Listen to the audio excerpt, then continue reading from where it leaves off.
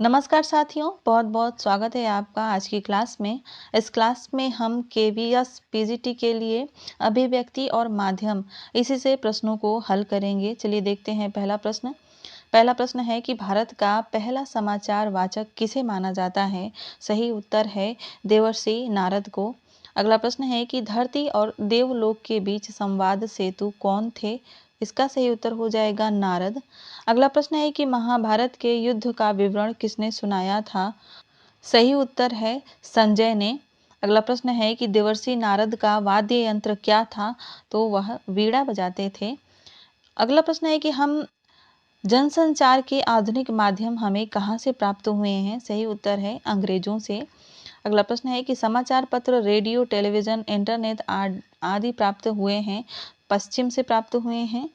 मानव जीवन अब संभव नहीं है किसके बिना? संचार के बिना। अगला प्रश्न है कि जनसंचार माध्यमों का सकारात्मक और नकारात्मक प्रभाव पड़ता है। सही उत्तर हो जाएगा लोगों पर। अगला प्रश्न है कि सबसे बेहतर संचार करने की क्षमता और कुशलता किसके पास है? तो वह मनुष्यों के पास है। टेलीफोन, इंटरनेट, फैक्स, समाचार पत्र, रेडियो, टेलीविजन, सिनेमा आदि विविध माध्यम हैं। किसके माध्यम हैं? तो यह संचार और जनसंचार के माध्यम हैं। अगला प्रश्न देखते हैं। संचार माध्यमों के विकास के कारण कौन सी दूरियां कम हो रही हैं? सही उत्तर हो जाएगा भौगोलिक दूरियां।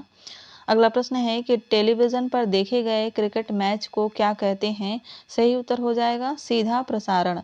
अगला प्रश्न है आधुनिक जीवन की कल्पना किसके बिना नहीं की जा सकती? सही उत्तर हो जाएगा इसका संचार और जनसंचार के। अगला प्रश्न है कि संचार शब्द की उत्पत्ति जिस धातु से हुई है वह है? सही उत्तर है चार। अगला प्रश्न है संचार का अर्थ क्या होता है? संचार का अर्थ होता है चलना। अगला प्रश्न किस संचार शास्त्री के अनुसार संचार अनुभवों की साझेदारी है? सही उत्तर हो जाएगा बिल्बर सैम। अगला प्रश्न है प्राप्त संदेश का कूटवाचन कौन करता है? सही उत्तर हो जाएगा प्राप्तकर्ता। अगला प्रश्न है कि प्राप्त संदेश में निहित अर्थ को समझने की कोशिश क्या कहलाती है? सही उत्तर हो जाएगा इसका डिकोडिंग। अगला प्रश्न है कि फीडबैक के अनुसार संदेश में सुधार कौन करता है? और इसका सही उत्तर है संचारक। अगला प्रश्न है कि संचार की प्रक्रिया को किससे बाधा पहुंचती है? सही उत्तर है शोर से। अगला प्रश्न है कि संचार प्रक्रिया में प्राप्त कर्ता की प्रतिक्रिया को कहते हैं? सही उत्तर हो जाएगा फीडबैक। अगला प्रश्न सांकेतिक संचार है? सही उत्तर है इशारे से बुलाना।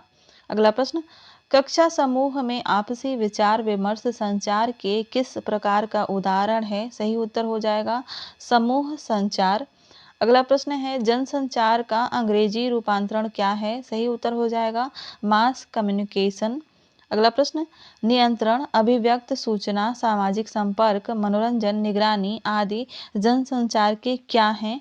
तो इसका उत्तर हो जाएगा कि यह जनसंचार के कार्य हैं। अगला प्रश्न है कि सरकार और संस्थाओं के कामकाज पर निगरानी रखने का कार्य कौन करता है? सही उत्तर हो जाएगा इसका जनसंचार। आगे जो प्रश्न है वो पत्रकारिता के विविध आयाम से है। पाठ है पत्रकारिता के विविध आयाम, उससे है। पहला प्रश्न है कि विभिन्न घटनाओं को समाचारों के रूप में परिवर्तित करते हैं कौन करते हैं? पत्रकार करते हैं। समाचार जल्दी में लिखा गया क्या है? इतिहास है। समाचार जल्दी में लिखा गया इतिहास है। सूचना प्राथमिकताएं निर्धारित की जाती हैं उपभोक्ताओं के अनुसार। अगला प्रश्न है कि समाचार वही है जो घटना की जानकारी दे जो ताजी हो। अगला प्रश्न है कि समाचारों का महत्व काफी हद तक किससे निर्धारित होता है? स्थानीयता से। अगला प्रश्न है कि पत्रकारिता एक तरह से कौन सा लेखन है? सही उत्तर हो जाएगा दैनिक इतिहास लेखन। अगला प्रश्न है कि कौन से किस्से कहानी समाचार नहीं हो सकते हैं? सही उत्तर है भूत प्रेतों के। अगला प्रश्न है कि समाचार संगठनों की समाचारों के चयन और प्रस्तुति की नीति को क्या कहते हैं? सही उत्तर है संपादकीय नीति। अगला प्रश्न है कि तथ्यों की शुद्धता, वस्तुपरकता, निष्पक्षता, संतुलन और स्रोत ये क्या हैं? ये हैं संपादन के सिद्धांत। अगला प्रश्न है कि एक पत्रकार समाचार के रूप में पेश करता है क्या करता है? यथार्थ को पेश करता है, सच्चाई को प्रस्तुत करता है। किसी भी पत्रकार के लिए सदा क्या होना आवश्यक है? सही उत्तर हो जाएगा निष्पक्ष होना। अगला प्रश्न है कि समाचारों में कौन सा तत्व अधिक अहम होता है? और इसका सही उत्तर हो जाएगा न्याय संगत होना। अगला प्रश्न, पत्रकार का गुण क्या है? सही उत्तर है इसका संदेह करना। पत्रकार का सही गुण है संदेह करना। आगे और प्रश्नों को देखते हैं। अब हम विविध माध्यमों के लेखन से प्रश्न देखेंगे। प्रश्न है कि इनमें से कौन सा जनसंचार माध्यम अनपढ़ व्यक्ति के लिए उपयोगी नहीं है? तो इंटरनेट, समाचार पत्र, पत्रिकाएं, ये तीनों अनपढ़ व्यक्ति के लिए उपयोगी नहीं है। अगला प्रश्न है कि सर्वाधिक खर्चीला जनसंचार माध्यम कौन सा है? तो वह है इंटरनेट। अगला प्रश्न है कि श्रव्य जनसंचार माध्यम कौन सा है? तो वह है रेडियो। रेडियो को केवल सुना ही जाता है। मुद्रण का आरंभ किस देश में हुआ था? सही उत्तर है चीन में। अगला प्रश्न है कि वर्तमान छापे खाने का आविष्कार किसने किया था? तो गुटेनबर्ग ने किया था। अगला प्रश्न है कि भारत में पहला छापा खाना कहाँ पर लगाया गया था? सही उत्तर है गोवा में। अगला प्रश्न है कि समाचार लेखन की प्रभावशाली शैली कौन सी होती है? सही उत्तर हो जाएगा उल्टा पिरामिड शैली। अगला प्रश्न है कि इनमें से कौन सा उल्टा पिरामिड शैली का अंग नहीं है? तो सही उत्तर हो जाएगा मध्य भाग। अगला प्रश्न, उल्टा पिरामिड शैली में समाचार कितने भागों में बांटा जाता है? सही उत्तर है 3 भागों में। अगला प्रश्न, दृश्यों का किस माध्यम में अधिक महत्व होता है? सही उत्तर हो जाएगा टेलीविजन में। अगला प्रश्न है कि टेलीविजन के लिए खबर लिखने की मौलिक शर्त क्या है? सही उत्तर है दृश्य के साथ लेखन। अगला प्रश्न, हिंदी में नेट पत्रकारिता किसके साथ आरंभ हुई? सही उत्तर है वेब दुनिया के साथ। अगला प्रश्न, क्रिकेट मैच का प्रसारण किस प्रकार का है? सही उत्तर है सीधा प्रसारण, जिसको लाइव कहते हैं। आधुनिक युग में इंटरनेट पत्रकारिता का कौन सा दौर चल रहा है? और इसका सही उत्तर हो जाएगा तृतीय दौर। भारत में इंटरनेट पत्रकारिता का दूसरा दौर कब आरंभ हुआ था? तो यह हुआ था 2003 में। अगला प्रश्न है कि समाचार पत्र प्रकाशित या प्रसारित करने के लिए आखिरी समय सीमा को क्या कहा जाता है? सही उत्तर है डेडलाइन। अब हम पत्रकारीय लेखन के विभिन्न रूप और लेखन प्रक्रिया, इससे प्रश्नों को देखेंगे। प्रश्न है, पत्रकार कितने प्रकार के होते हैं? तो यह 3 प्रकार के होते हैं। समाचार संगठन में काम करने वाले नियमित वेतनभोगी पत्रकार को क्या कहते हैं? इसको कहते हैं पूर्णकालिक। अगला प्रश्न है कि समाचार पत्र का संपादन करने वाले को क्या कहते हैं? तो वह संपादक कहलाते हैं। अगला प्रश्न है, भुगतान के आधार पर अलग अलग समाचार पत्रों में लिखने वाले पत्रकार को क्या कहते हैं? उसको कहते हैं फ्रीलांसर। अगला प्रश्न है कि समाचार पत्रों में छपने वाले फीचर में लगभग कितने शब्द होने चाहिए? सही उत्तर है 250 से 2000 शब्द। अगला प्रश्न है कि इनमें समाचार पत्र की आवाज किसे माना जाता है? उसे संपादकीय को माना जाता है।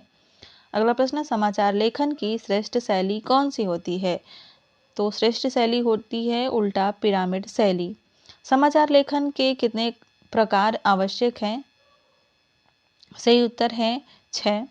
अगला प्रश्न है कि इंट्रो में कितने ककारों को आधार बनाकर खबर लिखी जाती है?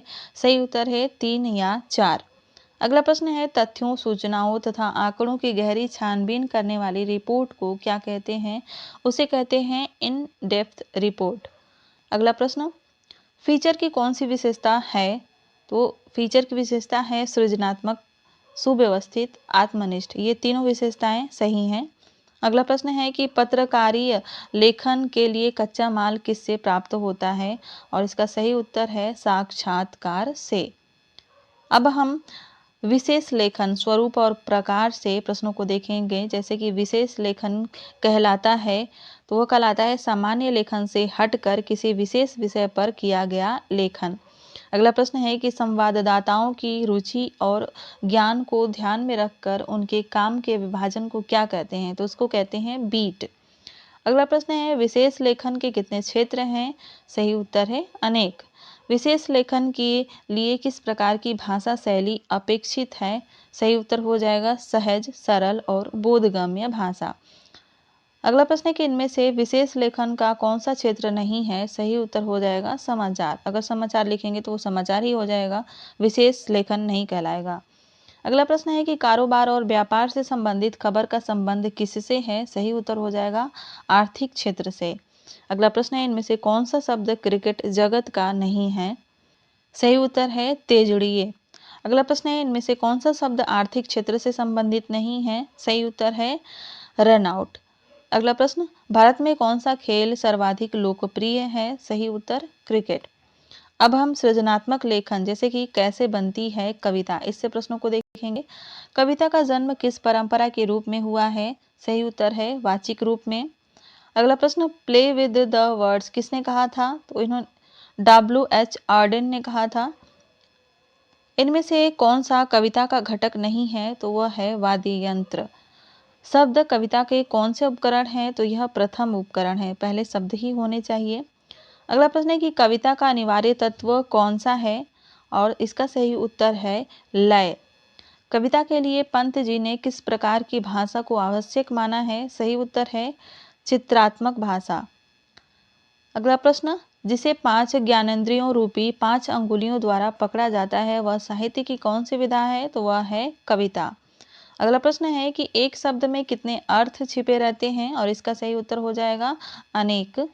अगला प्रश्न, कविता की प्रथम शर्त क्या है? सही उत्तर हो जाएगा शब्दों में मेलजोल। आगे जो प्रश्न है वह पाठ कैसे लिखे कहानी से है। कहानी हमारे जीवन का अंग है। कैसा अंग है? अविभाज्य। अगला प्रश्न है कि प्रत्येक व्यक्ति अपने अनुभवों से क्या करना चाहता है? सही उत्तर है अनुभवों को बांटना चाहता है। समय बहुत कम है, आज लगभग अंतिम दिन है, तो इसलिए मैं आप लोगों को यह जल्दी जल्दी करवा रही हूँ। कहानी मानव मन की किन वृत्तियों को शांत करती है? सही उत्तर है जिज्ञासा, उत्सुकता एवं कौतूहल को। अगला प्रश्न है कि भारत में किस ग्रंथ की कहानियां लोकप्रिय हैं? सही उत्तर है पंचतंत्र की। कहानी किसका अंग है? मानव स्वभाव का। कहानीकार घटनाओं में किसका मिश्रण करता है? सही उत्तर है इसका कल्पना का। किस कहानी की परंपरा प्राचीन काल से चली आ रही है? सही उत्तर है मौखिक कहानी की। मौखिक रूप से कहानियां प्राचीन काल से ही कही जाती हैं। अगला प्रश्न है कि पंचतंत्र में किस प्रकार की कहानियां लिखी गई हैं? सही उत्तर है शिक्षाप्रद कहानियां। अगला प्रश्न है कि कहानी का पहला तत्व कौन सा है? सही उत्तर है कथानक। कथानक के कितने भाग होते हैं? तो कथानक के 3 भाग होते हैं। आगे देखते हैं कुछ और प्रश्न, जैसे कि कहानी के तीसरे भाग का क्या नाम है? तो तीसरे भाग का नाम है अंत। अगला प्रश्न, कहानी लेखन सीखने का सबसे कारगर तरीका कौन सा है? सबसे कारगर तरीका है अच्छी कहानियां पढ़ना। अगला प्रश्न, कहानी का केंद्रीय बिंदु क्या है? तो केंद्रीय बिंदु है उसका कथानक। अब है प्रश्न डायरी लिखने की कला से। प्रश्न है कि मोटे गत्ते की जिल्द वाली नोटबुक जिसके पन्नों पर साल के 365 दिनों की क्रमवार तिथियां आदि सजी होती हैं उसे क्या कहते हैं? तो उसे कहते हैं डायरी। अगला प्रश्न है कि एनी फ्रैंक की डायरी छपी डायरी किन वर्षों के मध्य लिखी गई थी? तो यह 1942 से 1944 के मध्य लिखी गई थी और बहुत ही मशहूर डायरी है यह। एनी फ्रैंक ने डायरी जिस नगर में लिखी थी वह कौन सा है? तो वह है एम्स्टर्डम। अगला प्रश्न है कि मोहन राकेश, रमेश चंद्र शाह आदि प्रसिद्ध हुए हैं। सही उत्तर हो जाएगा डायरी लेखक के रूप में प्रसिद्ध हुए हैं। डायरी लेखन अब किस रूप में लोकप्रिय हो गया है? सही उत्तर है एक विधा के रूप में। अगला प्रश्न है, हम डायरी को शब्दबद्ध करते हैं अपने लिए। सही उत्तर हो जाएगा अपने लिए। एनी फ्रैंक कौन थी? तो वह जर्मनी में पैदा हुई एक यहूदी लड़की थी। एनी फ्रैंक का जीवन काल क्या था? तो 1929 से 1945 तक। नाजियों ने अत्याचार किए थे, किन पर किए थे? यहूदियों पर किए थे। एनी फ्रैंक के परिवार में से कौन जीवित बचा था? तो उनके पिता जीवित बचे थे। एनी फ्रैंक की डायरी किस भाषा में लिखी हुई है? यह डच भाषा में लिखी हुई है। एनी फ्रैंक की डायरी का शीर्षक क्या था? बहुत ही महत्वपूर्ण प्रश्न है और उसका नाम था the diary of a young girl. इसको याद रखिएगा। अब हम कथा पटकथा से प्रश्नों को देखेंगे। कथानक अभिन्न हिस्सा होता है। सही उत्तर है पटकथा का। किस उपन्यास को हिंदी में तीसरी बार फिल्माया गया था? सही उत्तर है देवदास को। अगला प्रश्न, देवदास उपन्यास किसके द्वारा रचित है? तो यह शरतचंद्र के द्वारा रचित है। अतीत में हो चुकी घटनाएं किस तकनीक से प्रस्तुत की जाती हैं? सही उत्तर है फ्लैशबैक से। अगला प्रश्न, पटकथा की मूल इकाई क्या है? तो वह है दृश्य। पटकथा में कितने घटना स्थल होते हैं? तो वह असीमित हो सकते हैं, उसकी कोई सीमा नहीं है। भविष्य में होने वाली घटनाओं को किस तकनीक से प्रस्तुत किया जाता है? सही उत्तर है फ्लैश फॉरवर्ड। अगला प्रश्न है कि नाटक में घटना स्थल प्रायः कैसा होता है, तो वह सीमित होता है। अब हम कैसे करें कहानी का नाट्य रूपांतरण, इस पाठ से प्रश्नों को देखेंगे। प्रश्न है कहानी और नाटक कैसी विधाएं हैं, तो यह दोनों अलग अलग विधाएं हैं। नाटक में कैसे पात्र होने चाहिए, सजीव पात्र होने चाहिए। नाटक में किस तत्व की प्रधानता होती है, सही उत्तर है मंच सज्जा की। अगला प्रश्न है कि नाटक को मंच पर क्या किया जाता है, सही उत्तर है अभिनीत किया जाता है। अगला प्रश्न है कि कहानी को नाटक में रूपांतरित करते समय उसके कथानक का किस आधार पर विभाजन किया जाता है, सही उत्तर है समय और स्थान के आधार पर। अगला प्रश्न है कि ईदगाह कहानी के लेखक का क्या नाम है, तो ईदगाह कहानी प्रेमचंद की कहानी है। इनमें से कौन सी कहानी प्रेमचंद की नहीं है, तो इसमें से दुविधा प्रेमचंद की नहीं है। स्थान और समय के आधार पर कहानी को किन रूपों में लिखा जाता है, सही उत्तर है दृश्यों के रूप में। अगला प्रश्न है कि नाटक का प्रत्येक दृश्य कैसा लगना चाहिए कि वह कथानक का हिस्सा है। नाटक में संवाद कैसे होने चाहिए, छोटे और प्रभावशाली होने चाहिए। अगला प्रश्न है कि ईदगाह कहानी में हामिद नामक पात्र की किस वस्तु का जिक्र नहीं किया गया है, सही उत्तर है कपड़ों का। खान पान का, वातावरण का, बोलचाल का किया गया है, कपड़ों का नहीं किया गया है। अगला प्रश्न है नाटक में अभिनय करवाना किसका काम है, तो वह निर्देशक का काम है। अगला प्रश्न स्वगत कथन के स्थान पर आजकल किसका प्रयोग किया जाता है, सही उत्तर है वॉइस ओवर का। ऊपर से आवाज दी जाती है उसको वॉइस ओवर कहते हैं। अगला प्रश्न है कि ईदगाह कहानी में अम्मा वाले अंश के लिए नाट्य रूपांतरण करते समय किस शैली का उपयोग किया जा सकता है, सही उत्तर है फ्लैशबैक शैली का। अगला प्रश्न है कि कहानी का नाट्य रूपांतरण करते समय पहला पाठ क्या हो सकता है, सही उत्तर है अच्छी नाट्य प्रस्तुतियां देखना, जिससे पता चले और आइडिया मिले कि कैसे कैसे किया जाता है। ईदगाह कहानी में ईदगाह में जाने से पहले बच्चे क्या गिन रहे थे, तो वह अपने पैसे गिन रहे थे। अब पाठ है कैसे बनता है रेडियो नाटक, इससे हम प्रश्नों को देखेंगे। प्राचीन काल में आम आदमी घर बैठे मनोरंजन के लिए किसका सहारा लेता था, सही उत्तर है रेडियो का। अगला प्रश्न है कि अंधा युग के रचयिता का नाम क्या है, तो यह धर्मवीर भारती की रचना है। अगला प्रश्न है रेडियो नाटक का दूसरा प्रमुख नाम क्या है, तो इसको ध्वनि नाटक भी कहते हैं। प्रश्न है रेडियो नाटक में कितने अंक होते हैं, और सही उत्तर है कि कोई अंक नहीं होते। रेडियो नाटक के दृश्य कैसे होने चाहिए, छोटे होने चाहिए। रेडियो नाटक किस प्रकार का माध्यम है, तो यह एक श्रव्य माध्यम है। अगला प्रश्न है कि रेडियो नाटक में किसका विशेष महत्व होता है, सही उत्तर है ध्वनि का। अगला प्रश्न है कि रेडियो नाटक किससे मिलती जुलती विधा है, तो यह सिनेमा तथा रंगमंच से मिलती जुलती विधा है। रेडियो नाटक का कथानक कितनी घटनाओं पर आधारित होता है, सही उत्तर है एक घटना पर। रेडियो नाटक में पात्रों की संख्या कितनी होनी चाहिए, सही उत्तर है बहुत कम। अब हम नए तथा अप्रत्याशित विषयों पर लेखन, इससे प्रश्न देखेंगे। और पहला प्रश्न है कि अप्रत्याशित विषय का क्या अर्थ है, सही उत्तर हो जाएगा सामान्य विषयों से हटकर नवीन विषय पर लिखना। अगला प्रश्न है कि प्रायः विद्यार्थी दूसरे के निबंधों को पढ़कर क्या करते हैं, सही उत्तर है कि ज्यों का त्यों प्रस्तुत कर देते हैं। अगला प्रश्न है कि निबंध किस पर लिखा जाता है, सही उत्तर है विचार या भाव पर। अगला प्रश्न है कि विद्यार्थी को अभिव्यक्त कौशल कैसे प्राप्त होता है, सही उत्तर है नया सोचने और नया लिखने से। अगला प्रश्न अप्रत्याशित विषय पर लिखने से पहले विद्यार्थी को क्या करना चाहिए, विषय के बारे में सोच विचार करना चाहिए। अगला प्रश्न है नए तथा अप्रत्याशित विषयों के लिए किस प्रकार की शैली का प्रयोग करना चाहिए, तो वह है आत्मपरक शैली। अगला प्रश्न अप्रत्याशित विषयों पर लिखने से क्या लाभ होता है, सही उत्तर हो जाएगा अभिव्यक्ति कौशल में उन्नति होगी। वीडियो अगर आपको अच्छी लग रही हो तो चैनल को सब्सक्राइब अवश्य करिएगा और वीडियो को लाइक करिएगा। कमेंट भी आप कर सकते हैं, आपको अगर पूछना हो तो आप बेझिझक कमेंट कर सकते हैं। अगला प्रश्न है कि रटंत का क्या अर्थ है, तो इसका सही अर्थ होता है रट्टा लगाकर याद करना। तो ये थी आज की क्लास, कैसी लगी कमेंट करके ज़रूर बताइए। मिलते हैं अगली क्लास में, तब तक के लिए धन्यवाद। अपनी तैयारी खूब मेहनत से कीजिए।